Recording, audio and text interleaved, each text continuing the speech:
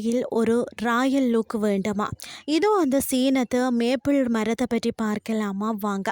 இயற்கையின் படைப்பில் ஒவ்வொரு தாவரமும் ஒரு தனித்துவமான அடையாளத்தை கொண்டிருக்கும்.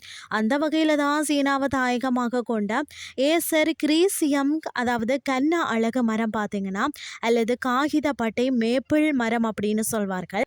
அதன் வியக்கத்தக்க கூடிய அந்த தண்டு பகுதிக்காகவும் கண்ணை கவரக்கூடிய இலைகளுக்காகவும் உலகெங்கிலும் பார்த்தீங்கன்னா தாவரவியலாளர்களை ஈர்த்து வருகிறதுனே சொல்லலாம்.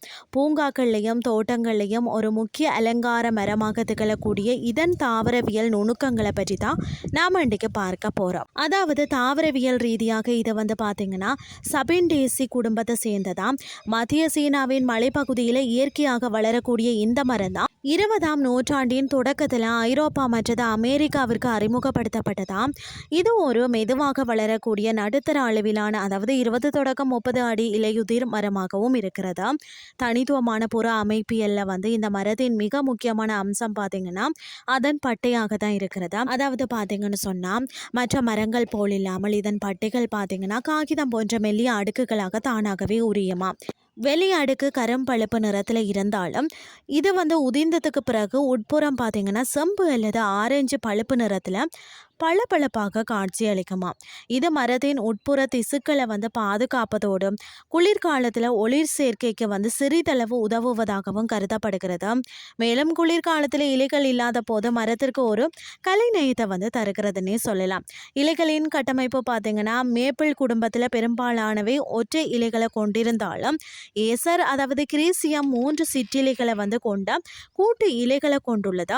கோடையில் அடர்பச்சை நிறத்தில் இருக்கும் இந்த இலைகள் தான் இலையுதிர் காலத்தில் பிரகாசமான சிவப்பு மற்றது ஆரஞ்சு நிறத்திற்கு மாறி நிலப்பரப்பையே அழகாகிறது.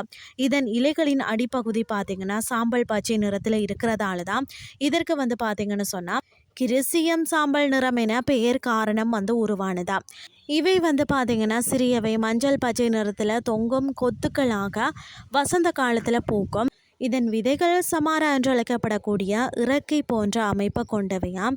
இவற்றுக்கு ஆற்றில் சுழன்று பரவக்கூடியவைன்னு சொல்லப்படுகிறது. இனப்பெருக்க சவால்கள் மற்றது குறைந்த முளைப்பு திறன் இந்த மரம் பார்த்தீங்கன்னா அழிந்து வரக்கூடிய நிலையில் இருப்பதற்கு காரணமாகவும் இருக்கிறது. அதன் சிக்கலான இனப்பெருக்க முறையாகவும் இருக்கிறது. இந்த மரத்தில் உருவாகும் விதைகள் பெரும்பாலானவை பார்த்தீங்கன்னா கருவற்றவை. இதனால் இதன் முளைப்பு திறன் பார்த்தீங்கன்னா வெறும் 1% முதல் 5% மட்டும்தான் இருக்கிறதா. ஒருவேளை கருவுற்ற வித்தியாக இருந்தாலும் அதன் மேலுரை மிகவும் கடினமாக இருக்கிறதால தான் முளைக்கிறதுக்கு நீண்ட காலம், அதாவது இரட்டை உறக்க நிலை எடுத்துக்கொள்கிறதா. வளர்ப்பு மற்றது பராமரிப்பு பார்த்தீங்கன்னா இதை வளர்க்குறதுக்கு பொறுமை அவசியம். இது ஈரப்பதமான நல்ல வடிகால் வசதி உள்ள மண்ணை விரும்புகிறதா. விதைகள் மூலம் வளர்ப்பது கடினம் என்றதால தான் தாவரவியலாளர்கள் ஒட்டுக்கட்டுதல் அல்லது மென்கட்டை வெட்டுதல் முறையாக பயன்படுத்தி புதிய கன்றுகளை உருவாக்குறார்கள். ஏசர் கிரேசியம் என்பது வெறும் அலங்கார மரம் மட்டுமில்லைங்க, அது இயற்கையின் பரிமாண வளர்ச்சியில் ஒரு அரிய பொக்கிஷம் தான். அதை குறைந்த இனப்பெருக்க திறனால் தான் இன்று இதுவே அரிதாகி கொண்டே வருகிறது. எனவே தாவரவியல் பூங்காக்களிலும் தனிநபர் தோட்டங்களையும் இந்த மரத்தை பாதுகாத்து வளர்ப்பது வரக்கூடிய தலைமுறைகளுக்கு இந்த ஒரு சீன அதிசயத்தை கொண்டு செல்ல உதவும். இன்றைய கிறிஸ்டி உங்களுக்கு பிரயோசனமாக அமைஞ்சிருக்கும்னு சொல்லி நானும் நம்புறேன். இதே மாதிரி மற்றும் ஒரு கிறிஸ்டின் வாயிலாக உங்களை சந்திக்கிறேன். நன்றி.